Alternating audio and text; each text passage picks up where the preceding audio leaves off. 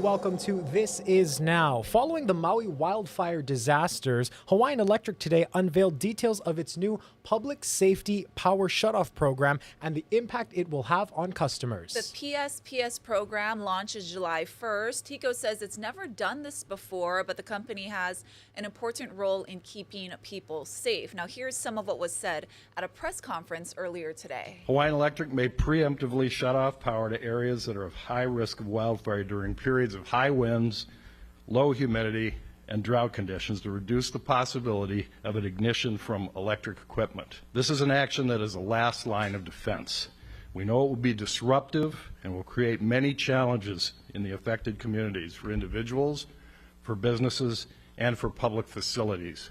That's why we're working closely with first responders, critical service providers, emergency management agencies to do this in a way that is going to keep people safe.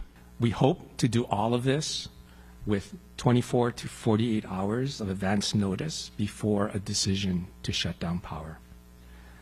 That notification is when the public should activate their own emergency plans and determine in advance what they want to do or should do if power is shut off, potentially for days, depending upon the weather.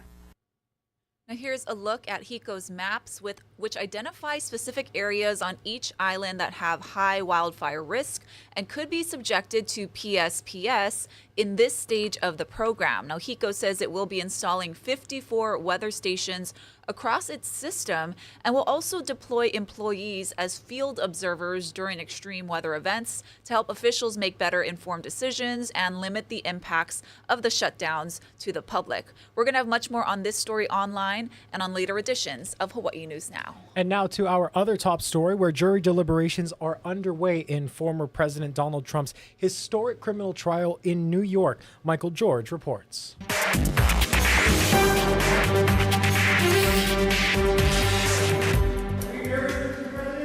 Former President Donald Trump struck a pessimistic tone after jury deliberations in his criminal case got underway. Mother Teresa could not beat those charges, but we'll see. We'll see how we do.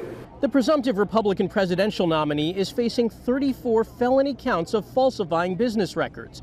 Prosecutors contend he tried to conceal a repayment to his former fixer Michael Cohen for $130,000 in hush money paid to adult film star Stormy Daniels ahead of the 2016 presidential election. That is the question at the heart of this. Were the business records falsified in order to try and unlawfully influence the election? Trump has repeatedly denied any wrongdoing. These charges are rigged. The whole thing is rigged. Judge Juan Merchan began the day by issuing instructions to the jurors, saying the burden of proof never shifts from the people to the defendant. If the people fail to satisfy their burden of proof, you must find the defendant not guilty. And if the people satisfy their burden of proof, you must find the defendant guilty. After several hours of deliberations, the jury came back with a note asking for transcripts of testimony from Michael Cohen and the former publisher of the National Enquirer, David Pecker. The jury's doing exactly what we want them to do. They're going through the evidence and they're trying to figure out whether or not there's enough here to convict. This is one of 4 criminal cases Trump is facing, but most likely the only one that will wrap up before the presidential election in the fall. Michael George, CBS News, New York. President Biden and Vice President Kamala Harris campaigned in Philadelphia today, launching Black Voters for Biden, a key demographic the president is going to need if he wants to win the White House again. Skylar Henry has more. President Joe Biden kicked off the Black Voters for Biden rally, pointing out that their support was crucial in 2020. Now he's asking for it again in 2024. Are you with me? His approval rating with black adults was at 94% when he came into office. That number had slipped to 55% as of March. I don't believe he brought me this far, though, to leave me. The president claimed he kept his promises to black voters during the first 4 years and said former President Trump would not be there for them. What do you think would happen if black Americans had stormed the Capitol? I don't think he'd be talking about pardons. It's the same guy who wanted to tear gas you as you peacefully protested George Floyd's murder. While President Biden is out on the campaign trail, former President Trump is in a New York courtroom awaiting the jury verdict in his hush money trial. This is 5 weeks And 5 weeks of really essentially not campaigning, although I took a big lead in the polls over the last few weeks. Something's going on.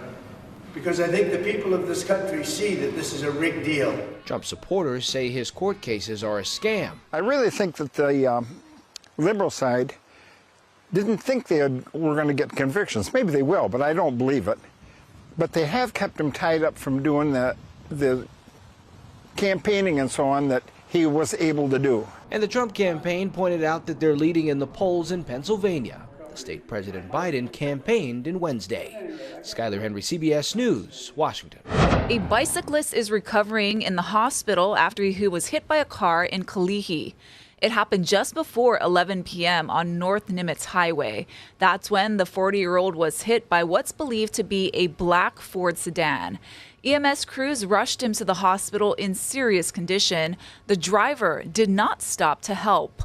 If you have any tips, please call the number on your screen. The snorkeler who died off Kauai's Anini Beach last Friday has been identified. 70-year-old David Kositsky of Washington State was found unresponsive in the water by lifeguards. They pulled him to shore and performed CPR, but they were unable to revive him.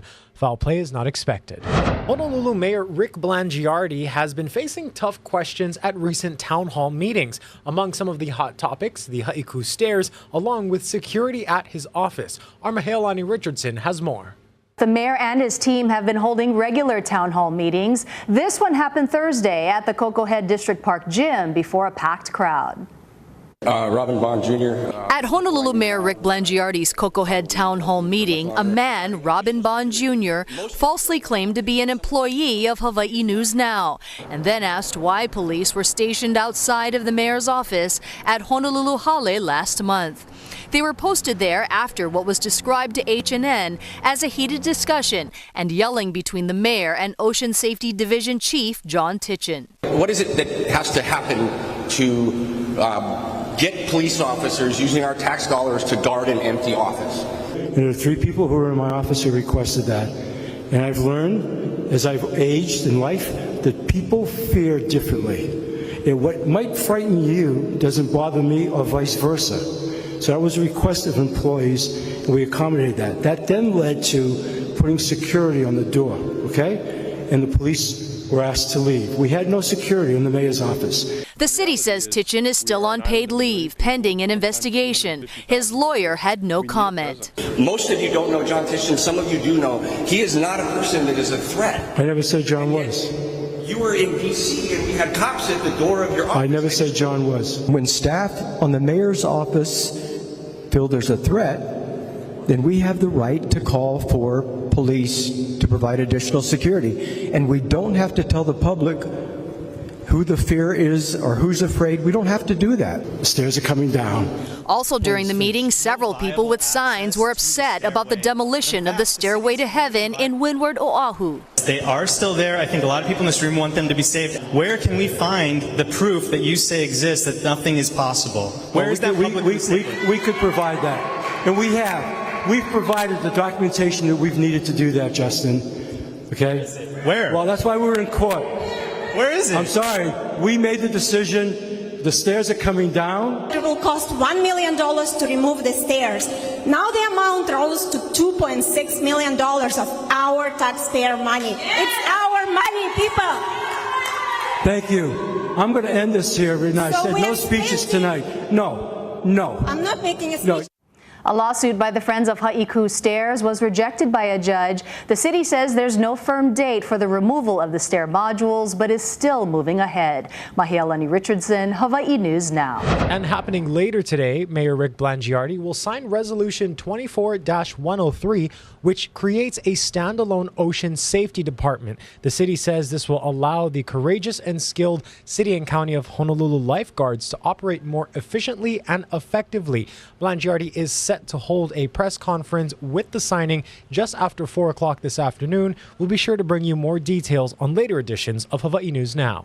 Some Native Hawaiians are calling on the state to re-examine their rules and guidelines for selecting the curator of the Royal Mausoleum. Some have complained about the DLNR's appointment of Donilena Alahaunani Pahukoa Chong, claiming she does not have the preferred ancestral ties to take care of the Nu'uanu property, also known as Mauna Ala. Opponents told state senators that the DLNR did not get input from Hawaiian civic clubs and royal societies. OHA believes the DLNR hiring process lacked fidelity, violated state mandates, and disregarded standing Hawaiian cultural practices and protocols, causing great distress within the Hawaiian community and dishonoring our ali'i. And we are confident in her ability to serve with honor, dignity, and cultural excellence. We believe that the selection process was a thorough, thoughtful, culturally respectful process, and we honor that. Chong was not present at the hearing yesterday, and DLNR Chair Don Chang also said her agency was not invited. Chang says the state followed its usual curator hiring process, and she is open to meeting with Native Hawaiian groups, including OHA, but cannot legally reveal details about the hiring of a state employee. Criminal charges against top pro golfer Scottie Scheffler have been dropped. Scheffler was arrested in Louisville in mid-May during the PGA Championship, accused of assaulting a police officer with his vehicle as he tried to get his tee time during a massive traffic jam. The arresting officer claimed he was dragged by Scheffler's vehicle, but his body cam was not activated at the time of the incident. Prosecutors told the judge today that they did not have enough evidence to pursue a case against the 27-year-old. Well, this next story out of Massachusetts isn't that of a good Samaritan, but rather of an Amazon worker who did nothing to prevent a fire from spreading. The homeowners are now using this as a reminder to the public that if you see something, you should say something. Mary Saldana has the details. Wow. You're looking at what the McCardle family found when they arrived home Saturday from the Cape after they got a call that their Medfield home was on fire. We came home to a house filled with smoke and water and foam. The fire broke out in trash bins next to the garage. Based on surveillance video, Peter McCardle tells us he believes it was due to materials thrown out by workers doing renovations on the house. Unfortunately, the material that they disposed of was combustible. But it's what the McCardle's surveillance video shows next that's jaw-dropping. 20 minutes after the first wisps of smoke, an Amazon driver opens the garage door to drop off a package. The driver walks through the smoke, sets down the box, backs up again, pauses, then eventually shuts the garage door and just leaves. It's a little disturbing to know that this could have been prevented. If you see a fire, maybe call 911 or the fire department before you go on to your next delivery. It would be another 3.5 hours before a passerby would see the flames and call 911. Crews from 10 towns spent another 4 hours knocking it down. The damage inside, extensive. That Amazon package, a soggy, smoky mess like the rest of the house. And when the McCardles called Amazon to make them aware of the situation, the customer service lady said, I spoke to 2 managers and they're not willing to take your call because it wasn't their fault with the fire. And again, it wasn't to place blame. It was really more of an educational piece, like, hey, maybe you can use this information to teach your drivers a little bit better to, you know, if you see something, say something, especially a fire. And now to a consumer alert, Nissan issued a do not drive warning today for nearly 84,000 older model vehicles with recalled airbags. The NHTSA said the warning covers certain Nissan Sentras, Pathfinders, and Infiniti QX4 vehicles made between 2002 and 2006. The vehicles contain under-repaired Takata airbags that were recalled in 2020 due to a risk of inflators in the airbags exploding, causing serious injury or death. The NHTSA confirmed that 27 people in the U.S. have been killed by defective Takata airbags, and at least 400 others have allegedly suffered injuries. Owners of those vehicles are advised to not drive them until the recalled airbags have been replaced. Nissan and Infiniti are offering free towing, mobile repair, and in select locations, loaner vehicles. All right, Sergeant Chris Kim from Honolulu Crime Stoppers is here with us today for our weekly crime roundup. What do you got today? Yeah, we've got 3 cases I want to highlight. The first case is unauthorized entry into motor vehicle in the first degree, which happened over on Aiea Heights Drive on Friday, May 10, 2024, about 2:42 a.m. This male was captured video surveillance. Basically, what they're doing is they're driving around the neighborhood, pulling on car door handles to see if any of them are unlocked. This particular video was recovered from the complainant's next door neighbor, who also had their doors pulled. So we're using this kind of as an educational tool just to let people know that these thieves are actually out and about pulling on door handles. So even though your car's at home in the garage or carport, go ahead and lock and secure your doors. Our second case is a robbery in the first degree that happened over at Liliha Street on Saturday, May 4, 2024, about 7:48 p.m.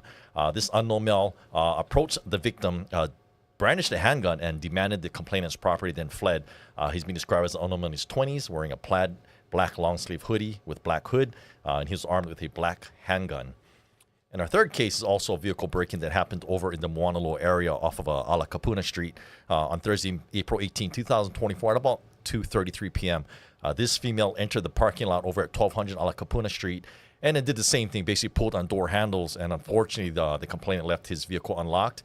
Suspect was able to get into the vehicle and take property. Once again, we're also using this as an educational tool as well, showing that these thieves are going around and just pulling on door handles. So don't have any valuables visible in your car, but also always lock and secure your valuables. All three cases we talked about can be seen over at the www.honolulupd.org website, bottom left-hand corner under Wanted Persons. All right, Chris, thank you so much for the weekly look at our crime cases. All right, and let's take a look outside at Punch Bowl. Lots of sunshine, some high clouds, but really nice weather with the trade winds here. We're going to have your full forecast with Guy Hagi, as well as some panda news after this quick break.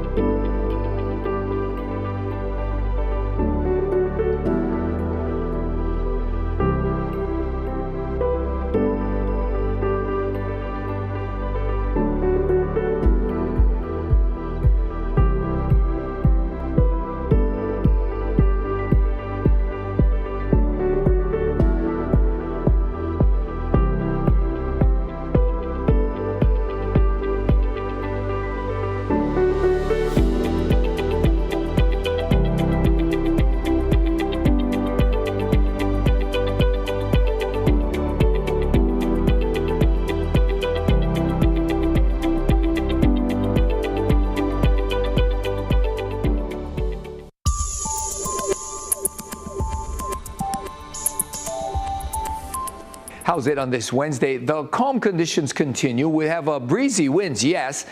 We got a little bit of rain moving into windward areas this morning. It does not represent a lot of rain, and we're not expecting that until Friday. That's when we're going to see an increase in those passing showers, mainly for windward areas. Now today, the winds are going to pick up speed. It's windiest this morning on Kauai, but pretty much statewide. Especially from Maui to Kauai, the winds will be running pretty brisk at about 15 to 25 miles an hour. All in all, we're looking at a beautiful day today. Yeah, a little damp to start for those windward areas. Lots of afternoon sunshine for leeward sides with trade winds really picking up to some brisk speeds at 15 to 25. And that weather picture is what we'll see for the next several days. Now, the surf's going to change a little bit because starting on Friday, we'll start to see more swells move in for an extended run of elevated surf for South Shores. Fairly small for the North Shore, but we've got another pretty good size swell heading into the country early next week. So again, it's going to be a little damp, a little cloudy for windward areas, although we're expecting an increase in those showers starting on Friday. Could be a little bit soggy through the weekend, especially for those windward areas, but even leeward sides will pick up some showers. Drier conditions with breezy winds moving back in on Monday. The pandas are making their way back to the Smithsonian National Zoo. Tom Costello has more on the exclusive announcement. At the Smithsonian National Zoo, a sort of panda jungle gym is going in. New climbing structures, rocks, hammocks, and pools. While 7,500 miles away in Wolong, China, two 2-year-olds are spending lazy days tumbling down hills and eating lots of bamboo. Within a few months, they'll catch a trans-Pacific flight to Washington, D.C. We're going to make it more fun. We're going to make it a happier place for them. Good. Those 2-year-olds are Bao Li, a male whose name means treasure and energetic, and Jing Pao, a female whose name means green and treasure, both described as panda teenagers. And something really special, Bao Li's family has lived at the National Zoo before. Here's the family tree. So Bao Li's mom was here and his grandparents were here. That's right. We're so excited that we're able to have a cub that is coming from the Meishang and Tian family line. For 51 years, those black and white fur balls were the biggest stars at the National Zoo. We're so excited to see the pandas. Then last November, heartbreak. Panda mania came to an end. The loan agreement with China expired, just as U.S.-Chinese relations grew tense. The National Zoo sent home its last 3 pandas. I miss you. I really want to cuddle with you. The panda programs at the National Zoo, the Atlanta, Memphis, and San Diego zoos are part of a global breeding and conservation program. And it's working. Going from 1,000 wild pandas 50 years ago to 2,000 today, plus 800 in zoos worldwide, with pandas moving from endangered to vulnerable. We have accomplished so much. One of our jobs was to crack the code on giant panda reproduction. If you want to save a species, you have to make more of them. Last November, panda keeper Maria Lally flew with Meishang, Tian, and Shaoqingji back to China. Now she's preparing for the new arrivals. So we'll get to watch them go from subadult to adult and get to see all of those years and the way that they really develop. Their personalities will continue to change as they age. Now to a courtroom blunder out of Michigan, where a judge was absolutely surprised by what he was witnessing. Take a look. Mr. Harris, are you driving? Actually, I'm pulling into my doctor's office, actually.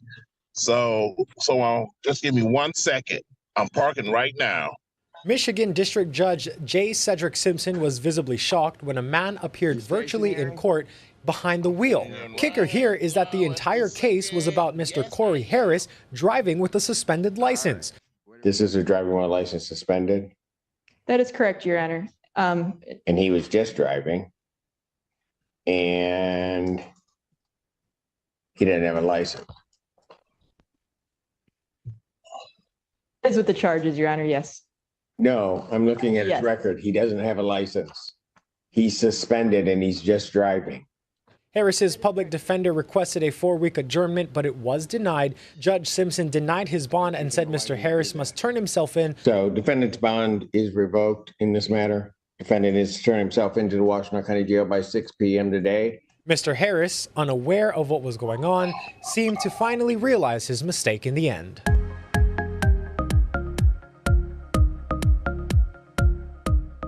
And in today's Good News Now, there was a very special guest of honor at Kauai High School's graduation last week Friday. Please join me in honoring this remarkable individual, Mr. Stanley Oshima. Born in 1932, Mr. Stanley Oshima was raised in Puhi and quickly gained a strong sense of ohana. As a teenager, he made the very difficult decision to leave school to support his family by working as a rough carpenter at Grove Farm. On Friday, at the young age of 92 in front of a packed Vidina Stadium, Kauai High School's principal Marlene Leary presented him with an honorary high school diploma.